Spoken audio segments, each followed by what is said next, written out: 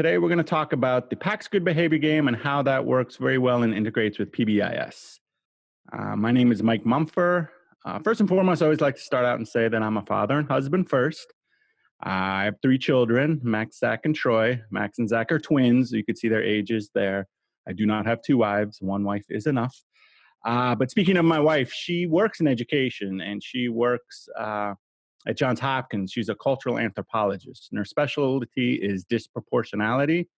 And the reason why I bring that up is because I think when you incorporate both PBIS and PACS, you really get to some of the root causes of disproportionality and how we can begin to address disproportionality. If you're not sure what disproportionality means, in the educational sense, it is students of color and students receiving special education services being referred to the office or suspended at a higher rate than white students. And this is a national problem.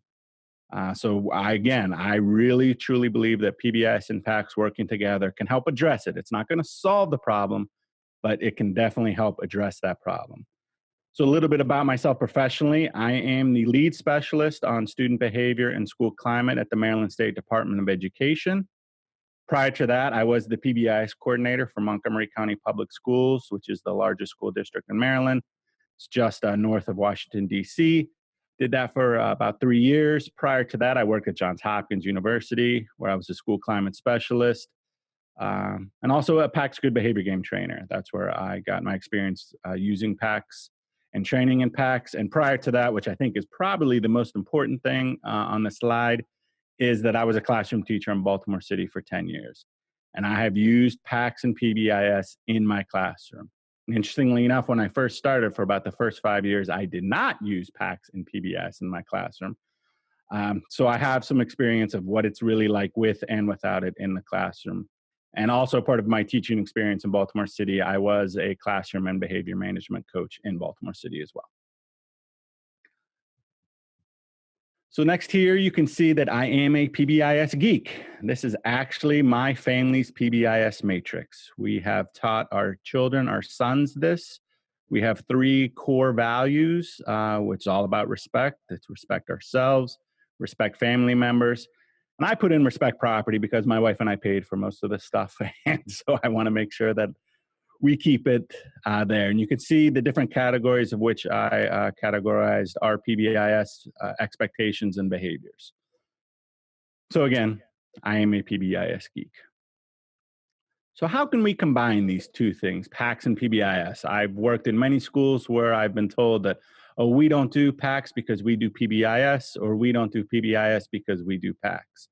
And which is interesting is that these 2 programs really work well together. Right? We want to integrate these 2 evidence-based interventions, and that's key. They're both evidence-based interventions. So if you look at PACS, PACS is basically a school or a classroom system that is teaching the students self-regulation and self-control. Or if we look at PBIS, PBIS is more of a system. It's a framework. And its whole purpose is to support staff in fostering a positive learning environment for all students. We're going to come back to that a lot, that PBIS is just the framework. There really isn't a practice to it other than having expectations and reinforcing behavior. And that is where PACS comes in, right? Because PACS is really about the students. And to me, PBIS is really about the adults. So again, it is the shared vision. Both programs, PBIS and PACS, want a positive school and classroom environment. And like I said earlier, PBIS is really more about changing adult behavior. And then PACS helps the students be active participants or change makers in their ownership in the change process. So we're, again, talking that PBIS is that framework and PACS is that student resource. So I always like to start this with anything, any of my classroom management trainings or any PBIS or PACS things. And it's always, I get what's the silver bullet, the magic fairy dust. Well, it doesn't exist. You can't make kids learn or behave. You can't make someone do that. But we do have the power to increase the likelihood that they will by creating a positive environment. And both, when you put PBIS and PACS together, that makes it a lot easier. And that leads us to classroom management. First of all, I do not like the term classroom management because, like we said earlier, you can't manage other people's behavior. To me, a more accurate and better definition is teacher self management of instructional practices in a group setting. I say it's better and more accurate because I made up the definition myself, but it really is about how you manage your behavior as the teacher and your instructional practices, which is behavior management in a group setting, because we're dealing with, lots of students. In order, though, to implement PACS or PBIS, I think you have to agree on these assumptions. The behavior is learned, it's teachable, it's definitely affected by the environment. Because it's learned and it is teachable, that means it's changeable. But whatever that behavior is, whatever that student or the adult does, it's more likely to continue if it's effective for that person, efficient for that person, and is reinforced by the environment. So that's kind of what we're going to really talk about. Because if a child doesn't know how to read, what do? We teach that child. If a child doesn't know how to swim, right, we don't throw them in the water. Of course, I did that with my twins, and then I had a Sophie's Choice moment of who do I save first? They were both right there, and I was able to grab them both. But it's not a good way to teach someone to swim. You have to teach it. If a child doesn't know how to multiply, we teach. If a child doesn't know how to drive, we pray. No, we teach. And if a child doesn't know how to behave, what do? And we like to say that we teach, but oftentimes we punish. Punitive discipline is not going to change behavior. You can't punish out behavior. We need to get back to the teaching component of behavior. So that's, to me, where the framework comes in, PBIS. Now, PBIS goes by a lot of different names you may have heard of. MTSS, multi-tiered systems of support. RTI, response to intervention. School-wide positive behavior supports. Multi-tiered system of supports for behavior, et cetera, et cetera. They're all pretty much the same thing. It is a framework. It is a tiered framework for enhancing and adopting and implementing a continuum of evidence-based interventions for students to achieve both academically and behaviorally important outcomes for every single student. It's not about categorizing students. It's about having a framework where we can reach the continuum of the needs of all of our students. Another way to say that is with the PBIS implementation framework, and that is providing or organizing our resources through multi-tiered mapping and gap analysis. We want kids to get help early, right? And those actions are based on outcomes or data, not procedures, right? And we're going to do stuff that's likely to work. We only want to use evidence-based interventions, like the PACS Good Behavior game. And then we're going to provide some supports to make sure we're doing it right. There's lots of fidelity measures within PBIS and PACS. And then we want to also make sure that you're supported, right? If you're implementing PBIS or PACS, you need to have some coaching and support. You need to have some progress monitoring and performance feedback, right? This is kind of what we're all about. This is the implementation framework. And if you're familiar with PBIS, you know the triangle, right? I can't not show a triangle in a PBIS presentation. So what this PBIS triangle basically is showing you is that you need to have a primary prevention or school-wide or classroom-wide system for everyone, for the students, the staff, and in all the settings. If you implement that right, you should get about 80% of your students to follow along perfectly. But then there's some students that need some extra help, around 15%. That's kind of your tier 2, where we're going to provide some specialized group systems and group interventions. And then you get the tier 3, which is those students that need highly individualized systems for high risks and behaviors. So that's kind of what PBIS is. If you want to think about it like this is stolen from the medical field. This is basically triage. This is how the CDC puts out vaccines, right? They put out a vaccine for everyone. They expect about an 80% success rate. Then they have things in place for those tier 2 and tier 3 cases. This is the way I like to break it down, because a lot of times I'm working with classroom teachers, and those classroom teachers follow this framework every time they teach, right? They give a lesson to the classroom, be it, they differentiate their instruction, of course, but there is a common theme to that lesson. After that lesson's delivered, those teachers assess it. Hopefully they get around 80 to 90% of their students, understand the lesson, and they move on. However, there's going to be about 5 to 10% that need some extra help. Teachers often form small groups, do some small group instruction with those kids. And then from there may be one or two kids that need some really specialized individual supports. That's called teaching. That's what we do every day. All PBIS is saying is do that exact same thing, but for behavior, right? We're going to implement that tier one PBIS universal expectations, the PACS good behavior game. That's for everyone. Then we're going to have some things in place for kids that need additional supports. And we're going to have things in place for kids that need serious one-on-one interventions. There are 10 critical elements to PBIS. We're not going to go over all of these during this webinar, but there are 10 critical elements to PBIS, and you could read them there. PBIS really focuses on having the school-wide expectations, a list of 3 to 5 specific expectations, and those expectations should be in line with whatever the school's mission statement is and what they expect their students, the faculty, and the families to kind of follow along, right? But again, it's not just about having school-wide expectations. You need to teach those expectations, and this is where PACS comes in. PACS is a great tool to help teach and reinforce those expectations. This is where we're going to use our PACS cues, our kernels. Our PACS most wonderful school vision is a fantastic way to teach and reinforce those expectations, right? Using PACS is going to make it easier for their students to generalize.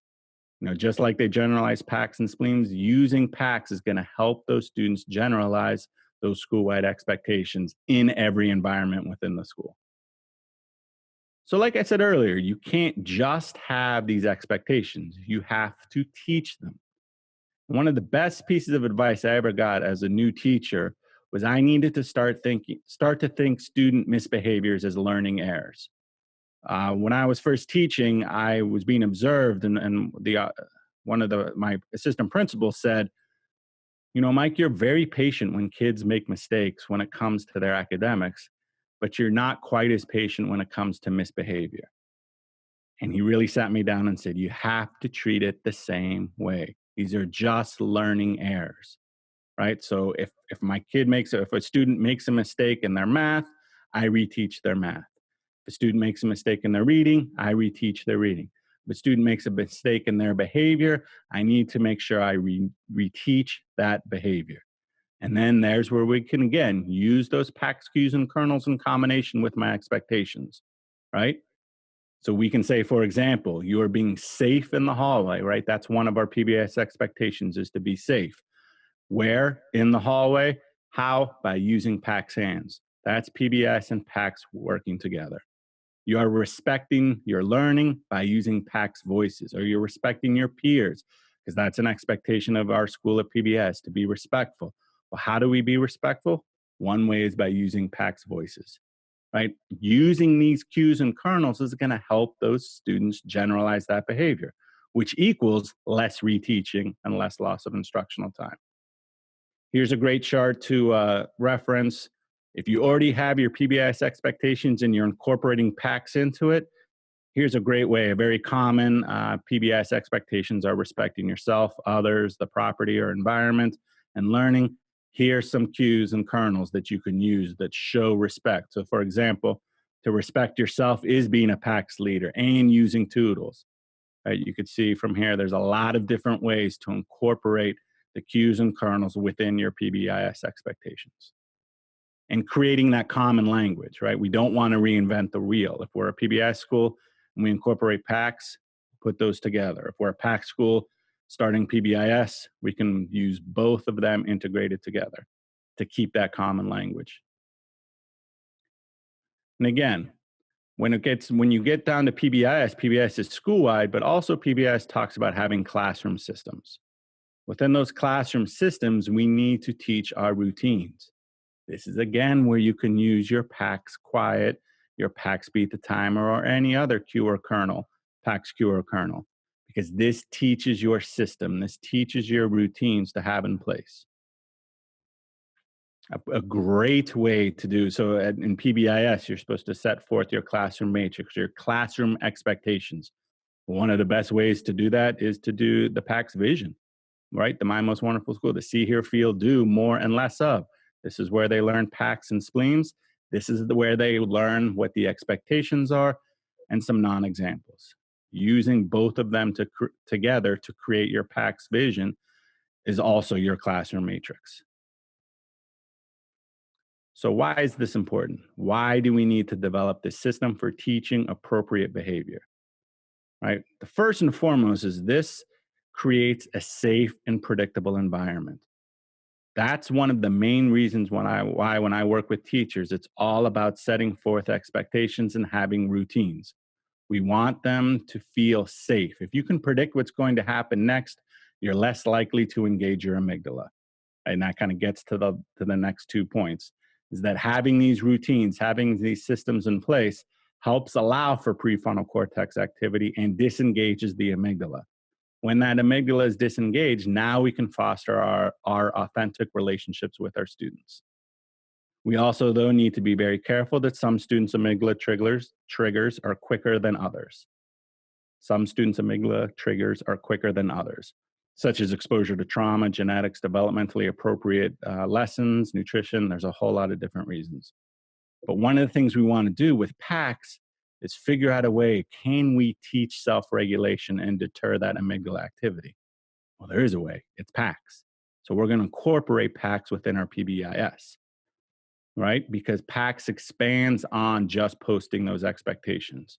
It increases the recognition, right? That's what we want. We want to recognize the behaviors. PACS is going to help those students internalize the PBI's behavioral expectations. It's going to help them develop a deeper understanding of behavioral expectations. And when they need to make those quick judgments about those behaviors, that they make sure those quick judgments are consistent with the school's expectations, right? We need those PACS cues, kernels, and the PACS game to help us with our expectations and how to recognize, because that gets us to our next point of PACS and PBIS recognition. Right? We both programs want to positively recognize the desired behavior. And I'm going to get to, there's a difference between rewards and recognition, but you can see the ways that PBIS and PACS recognize the positive behavior within students. PACS uses some granny wacky prizes, the toodles. PBIS uses tickets and school-wide events, though we have to be very careful with those school-wide events that they're not exclusionary, that they're inclusive. We need to make sure we're doing that correctly. Speaking on some of those classroom systems, I just want to point out that these systems, these color-coded charts and the stoplights in Class Dojo are not PBIS practices. There's a common misconception that these are PBIS interventions or classroom systems. They are not. PBIS is adamantly against these systems, right? Because there is absolutely no evidence to support that it works. Right? If it worked, then we wouldn't need any of these things. I always ask schools that use these systems, are the same kids always on red? Every time I ask that question, I get the answer, yes, the same kids are always on red. Doesn't that mean it doesn't work? Right? All you're doing is keeping score of behavior. I want to try to change behavior. Would we ever use this concept for academics? I often say some of my most difficult times teaching in Baltimore City wasn't necessarily the behavior, it was the wide academic discrepancy.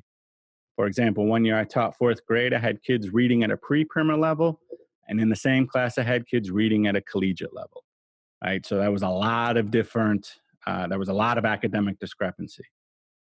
Would I ever think to post reading levels publicly? Of course not. No one would ever do that. However, why do we think it's okay to do that for behavior?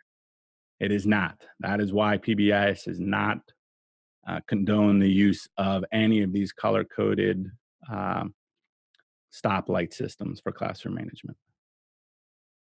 We're all about increasing recognition, right? We want to create positive interactions with our students because every time we interact with a student, it is an instructional moment and everyone's watching. So we need to make sure we are in control of our own behavior and can manage our own behavior. So let's talk about the way PBIS recognizes students. Lots of times schools use PBIS tickets, right? The goal of these tickets is to force a positive adult and student interaction around a very specific behavior, and it's very immediate. It happens right away. PBIS tickets are not designed for mass distribution. Right? There's no, oh, we all did a great job, everyone take a ticket. That is not what PBIS is about. PBIS is not a participation trophy. Oh, I really like the way you held open the door for the kids. Let's all have a party. No, we want to recognize the behavior, but it's not a participation trophy. And it's also not used for bribery, right? It's not used correctly if you're saying to a kid, if you just sit still for 10 minutes, here's 10 PBIS tickets. You know what? Here's 50 if you can stay still for 20 minutes, right? It's not about bribery. Right, so the goal or the misconception of PBIS is this recognition system. Just want to put this out there for anyone who's not aware. Those tickets are not designed to change student behavior. Right? A piece of paper will not change a student's behavior. The tickets are designed to change adult behavior. The ticket is designed to prompt a conversation. Right? That conversation is where you build the relationship that gets to the behavioral change. Right? The goal, what really matters is that positive social engagement, right? Making sure you know your students of how to recognize them, right? That's why we often say we put the expectations on the ticket. So we know we're very specific. Hey, that was a great job the way you helped your classmate through with his math work. That was very respectful and I appreciate it. That conversation eventually changes the behavior. The ticket does not. So the whole goal of the ticket is to have the conversation, the specific conversation with the student. So another way to build on these is some great intrinsic motivators, right? That's where we incorporate our grainy, wacky prizes. So when we're getting the behavior, the expected behavior, we can use those tickets, but we can also use the grainy, wacky prizes, use them both together, right? And the wonderful thing about the grainy, wacky prizes, they don't cost any money. And again, you can use these granny prizes anytime. It's not just for the good behavior game. You can use these anytime that you feel you want to recognize student behavior. Another great way to recognize student behavior is when they recognize each other, and that is Toodles. Right? That's PAX Toodles. That's what PAX Toodles are all about. Right? That's the opposite of a tattle. Right? It's a written compliment, and it could be given across from peer to peer, adult to student, student to adult, adult to adult. It's basically for anyone. This is now teaching kids. Not only are they being recognized for following the expected behavior, they're recognizing themselves, they're recognizing their peers, their teachers. This is really building that school climate and that school culture. And again, all that matters with all of this, the PAX Toodles, the Grainy Wacky prizes, the PBIS tickets, all that matters is having a positive social interaction and acknowledging the behavior very specifically. And again, the whole goal of these tickets is to build the relationship. The right way to give a ticket is to recognize the behavior. So you need to talk with the student where the conversation's tied to the expectation. You tell the student what you observed and why you're recognizing them. And again, knowing that it's the conversation that builds the relationship that eventually modifies the behavior, not the ticket. Just want to stress that. It's not the ticket that's going to change the behavior, it's the relationship. Again, some other ways to build great relationships is through close proximity, appropriate touch of high fives, fist bumps, using granny wacky prizes, appropriate facial expressions, body language, tone of voice, open ended positive questions with active listening behind it, empathy statements. The goal of both PAX and PBIS is to build relationships with your students. So, what about when it comes to discipline? What do we do when kids don't follow the expectations? Right? We're going to use PAX, we're going to reteach those expectations, but some students need a little bit more. right? That's when we get into our tier 2 and tier 3. This is why you need the framework, which again, that's all PBIS is the framework in which to incorporate PACS in its multi-tiers and any other interventions at its multi-tiers, right? PBIS is that plan of action. Want to point out, if you go to exclusionary discipline, it will not change that student's behavior. In fact, there are many studies that show it will actually increase that negative behavior, right? So when you have students that aren't responding to your tier 1 practices, your classroom systems, your school-wide systems, you need to investigate further. Maybe a quick FBA, knowing the difference between avoidance and attention. And oftentimes, avoidance is an academic issue rather than a behavioral issue, but not always. And then having the resources to put in those tier 2 and tier 3 interventions. I've listed below some very common tier 2 and tier 3 interventions that you can incorporate within your PBIS framework. This is a great visual to kind of summarize exactly what we're saying. PBIS is the umbrella, it's the framework, it's the system for your school to put forth all those amazing practices you do with your kids. Right? That's where PACS goes: counseling, restorative justice, school mental health, school teams, SEL, sports teams, after school programs, assemblies. There's a whole lot of everything you do, mediation. All that you do, just incorporate that within your PBIS framework, where you're using data, you're using evidence-based interventions to support and meet the needs of all of your students. Here are some additional resources that you could access: thegoodbehaviorgame.org, PBIS.org, PBIS Maryland, PBIS apps. Thank you very much.